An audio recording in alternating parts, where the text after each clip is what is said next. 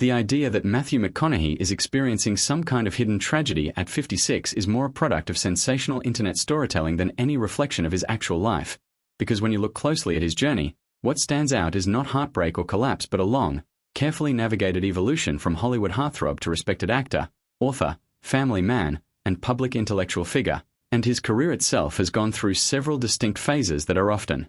misunderstood when taken out of context, starting with his early breakout in the 1990s after Dazed and Confused, where his laid-back charisma and natural screen presence quickly made him a recognizable face, followed by years in the early 2000s when he became associated with romantic comedies and mainstream commercial films that cemented his image as a charming leading man, a phase that brought him fame but also typecasting, as audiences and studios began to expect a very specific version of him on screen, which eventually led him to step back and deliberately reject many of those roles in pursuit of more meaningful and challenging work, a decision that marked the beginning of what critics later called the McConaughey, a period of artistic reinvention where he took on more serious and complex roles in films like Mud, The Wolf of Wall Street, and most notably Dallas Buyers Club, for which he won the Academy Award for Best Actor, transforming his career trajectory and proving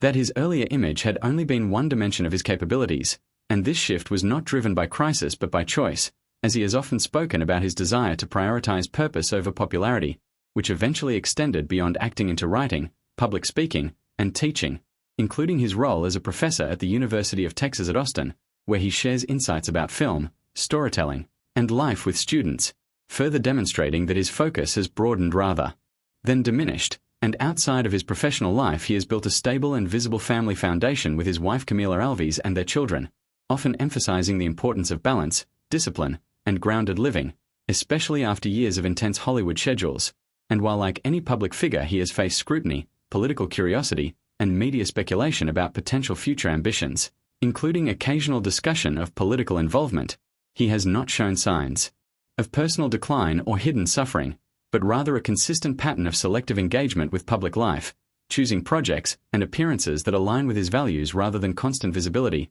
and part of why narratives like Beyond Heartbreaking circulate online is because audiences often interpret career transitions or reduced media exposure as loss, especially when comparing present moments to the peak fame of earlier years. Yet in McConaughey's case the contrast is not between success and tragedy but between different kinds of success, one rooted in fame and the other rooted in stability, creative control, and personal fulfillment, and even his public persona, including his well-known philosophical reflections on life, time, and identity, reflects a deliberate attempt to define success on his own terms rather than according to industry expectations, which makes his current stage of life less about decline and more about consolidation of everything he has built over decades, and at 56 he remains active, respected, and influential in multiple fields, with no credible indication of any personal tragedy behind the scenes, only the ongoing reality of a man who has moved through Hollywood's most intense cycles and arrived at a place where he can choose how, when, and why he participates,